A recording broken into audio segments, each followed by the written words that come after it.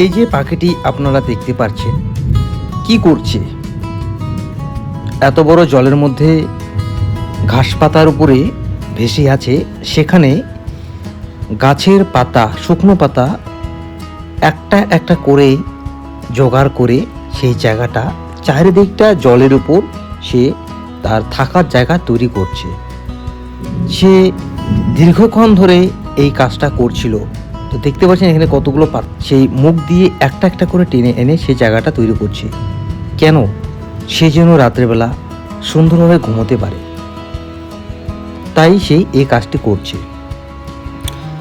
আমি সেই ভিডিওটা অনেকক্ষণ ধরে দেখছি, আর সেই কন্টেন্টটা সবার সামনে তুলে ধরার জন্য আমি এই ভিডিওটা করছিলাম। তো চলো শেষ পর্যন্ত কি হয়।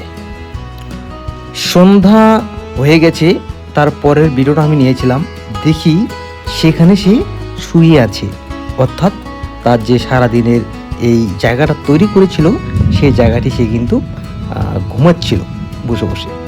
তো আমার কাছে সেই ফুটেজটাও আছে, আমি সবার শেষে দেখাচ্ছি।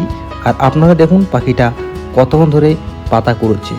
তো সেই ভিডিও এখন আমি দেখাচ্ছি। তো চলে আসো পরের টাইমে। এই অন্ধকার চলে আসছে, অন্ধকার সময়, কিন্তু আমি সে ভালো মতো ওই যে সাদা সাদা দেখা যাচ্ছে ওখানে কিন্তু পাখিটা আছে। তো চলো একটু ভালো করে আমি দেখিয়ে দিই জুম করে। তো এই যে জায়গাটা দেখতে পাচ্ছেন, এই যে পাখিটি কিন্তু সেখানে অলরেডি বসে বসে ঘুমাচ্ছে উনি।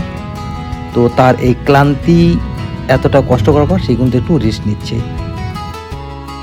তাহলে আমার এই কন্টেন্টটা আপনাদের কেমন লাগলো? যদি ভালো লাগে তো অবশ্যই লাইক, কমেন্ট, শেয়ার করতে ভুলবেন না। আর নতুন ব্লগ দেখার জন্য আপনারা আমার পাশে থাকবেন। আমার নতুন বন্ধু যারা আছে তারা অবশ্যই নতুন বন্ধুরা আমাকে ফলো করতে ভুলবেন না, আর আমার পাশে থাকবেন। আমি আপনাদের পাশে সর্বদাই থাকবো। তো thank you so much, tata, bye by.